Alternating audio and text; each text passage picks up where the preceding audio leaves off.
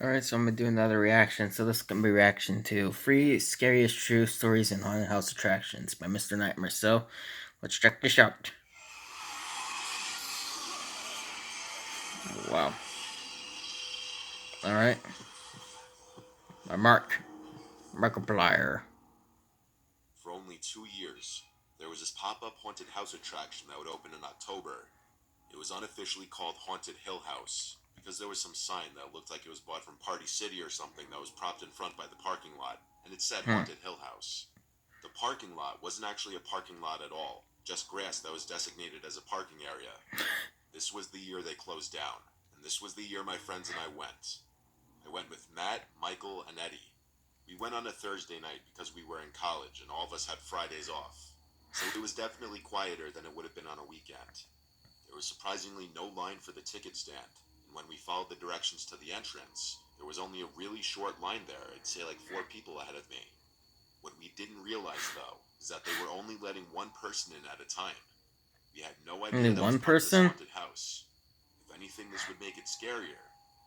We shoved Michael in front to go first. I was second to last before Eddie. Every couple of minutes, they would tell the next person to go in. When Matt went in ahead of me, I actually started to get nervous. I hadn't done a haunted house since I was a little kid and I was with my family. Then it was my turn to go in, as this woman dressed in some bloodied costume opened the door and told me to enter. I stepped through the door, and as it shut behind me, I was in this dark building, lit up mainly by small flashing lights. As I walked through, I was faced with a bunch of gruesome props of mutilated dead corpses and other pretty Oh horrific things. goodness. Once in a while, actors dressed in horrific costumes would jump from around corners or through little holes in the walls. And just about every single time they got me because I'd jump. I was in some dark hallway separating two rooms, and I felt something brush up on me from behind. I let out a short scream as I turned, and in the darkness I could see a tall figure in front of me. I laughed after seeing it, then something I wasn't expecting happened next. The actor started pushing me down this dark hallway. I could hardly see anything. I was going along with it, It's a thinking this was part of the attraction. I don't remember how long exactly I was allowing this actor to push me in the darkness, but eventually he stopped, and I heard a door close, and things went silent. it's a trap, I dude. didn't know what was happening. I still thought this was part of the act, and I was definitely scared because it was pitch black. Then I felt hands grabbing me, but in a very weird way, not in a way that a haunted house actor should. I was Yeah. being full on grabbed, and so I pushed the person off and said, "Get the fuck off me, dude." I stood there in silence now. I said, "You're going too far, man. You can't touch people like that," thinking this was still just part of the haunted house act. I waited there, expecting the actor to progress me to the next part of the attraction or just do something, but nothing was happening. Enough time passed now that I knew this wasn't right, and so I took out my phone, even though they told us not to take our phones out at any time during the attraction. I turned on the flashlight and found myself in a storage room with props and janitorial equipment. Oh dear. But I'd be lying if I said that was the first thing I noticed. The first thing that caught my Yeah. attention was the tall man, standing 3 or 4 feet away from me. He didn't look like an actor at all. He wasn't wearing a costume. He was just wearing all black with a black face mask covering half his face. I looked for the door as I said, "What are you doing, dude?" He didn't say anything. He just started making these motions with his arms as if he was acting like he was supposed to be a character. I found the door and left the room. I used my phone flashlight to navigate back down the dark hall the direction we came. When I found the next actor, who yelled at me to turn off my flashlight, I told them I was violated and assaulted by somebody who may or may not work for the attraction, and I wanted to get out of there. I could tell the actor was probably just some teenager not much younger than me, and he didn't know what to do really. He dropped his character act and told me to just keep walking that way, and that I'm almost to the end. I asked where his boss would be. He said I'd have to go back to the ticket stand, as the little manager's office is attached to the ticket stand. So I continued the rest of the haunted house, speed walking, making it clear I was just trying to get out. A few minutes later, I was out. I found all three of my friends, who were confused how I ended up getting out last. I told them what happened, and then we all went to the ticket stand, and I asked for the manager. The worker said that he wasn't there tonight, but that he'd be back tomorrow. I told the worker about what happened. She said she would alert the team about it. I requested my money back because of it, and she gave me back my 30. It was the next day that a Dang girl from man. our college who we all knew posted on Facebook that she was sexually assaulted by someone in the same haunted house the night before, the night Oh we were wow. also there. This was the reason the place was eventually shut down that month. And I reached out to her on Facebook.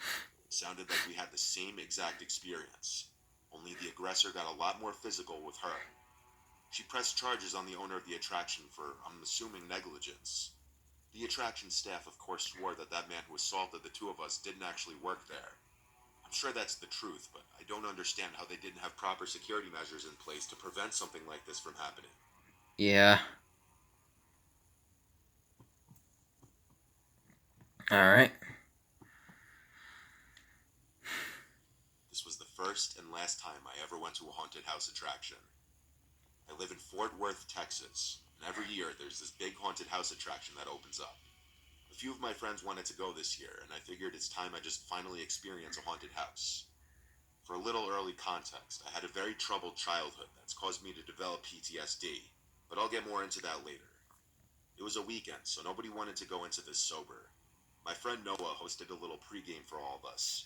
It was going to be 6 of us, my 3 guy friends and 2 of their girlfriends. We all smoked and drank in Noah's backyard, everyone thinking it would make the experience more fun. We bought our tickets for the attraction on their website while we were pre-gaming. I rarely ever smoked weed because it makes me kind of paranoid, but I guess tonight I wanted to try smoking again and see if I could overcome that barrier. I felt good actually. I think the mix of alcohol and weed kind of canceled out the usual negative thoughts I would have from just smoking alone. Eventually, we called an Uber to the attraction, which was like 20 minutes away from Noah's house. There was a half-hour line. The place was pretty busy. We made friendly with the people in line ahead of us. I was pretty cross-faded, honestly, but I wasn't gone. Like, I remember just about everything that happened. When we got to the front, I started feeling a bit woozy, but I didn't say anything to my friends. We entered the haunted house, and from the start, there was a lot of screaming and intensity. The actors Yeah. were really good, but intense, and it was starting to give me anxiety. I was starting to realize how not okay I was, and how much of a mistake getting high was. Yeah. One of the haunted house actors must have realized how scared and quiet I looked, and he chose to get in my face trying to scare me, yelling and making noises. I'm not gonna lie, I was starting to internally freak out, but I was trying to keep it together in front of my friends. This haunted house was going on for what felt like forever, and in my condition, every single jump scare made me almost shit my pants. Oh, The goodness. flashing lights and fog really made this whole experience even more trippy and surreal. We came to this room lit up with an eerie red glow, with a bloodied man dressed as a guy in a suit and top hat yelling at us, part of the act. But behind him, in the corner of the room, was a guy who wasn't dressed as anything.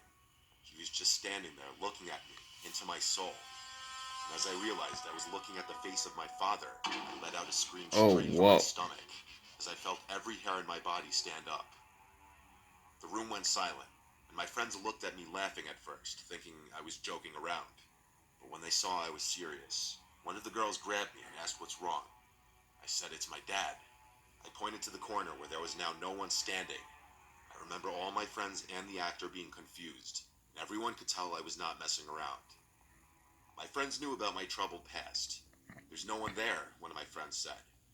The actor apparently asked my friends if I was okay. I was now in the middle of a full-on panic attack, yelling, I want to leave, I want to leave. Noah left with me through a side exit, and he sat with me while our friends finished the attraction.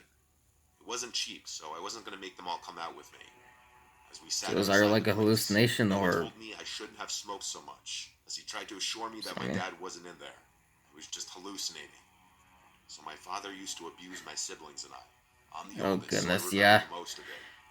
That's He what it left sounds us and like. our mom one day and never came back when I was 10. My close friends know about this, to a certain extent, so I didn't have to explain to Noah.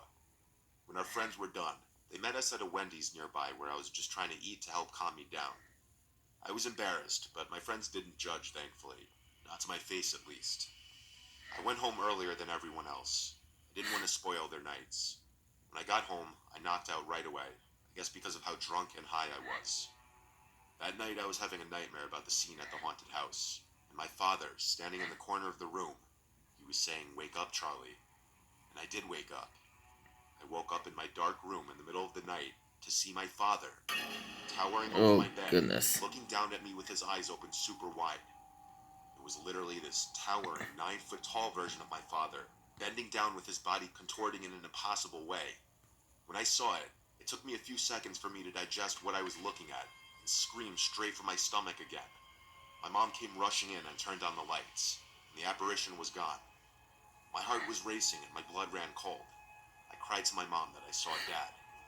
It was one of the most scarring nights of my adult life. I don't touch Goodness, weed or man. any substances anymore besides light alcohol, and I'm never going to a haunted house attraction again after that. Yeah.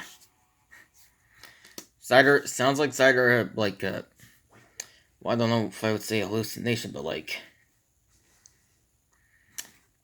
I don't know, like I'm not a believer in ghosts at all. I believe in like demons though.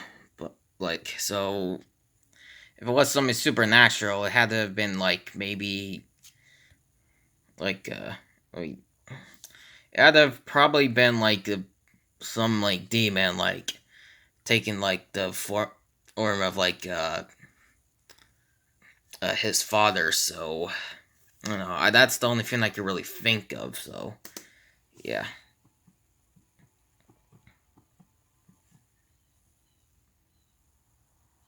During COVID, I thought it would be fun to get a job at a local haunted house attraction.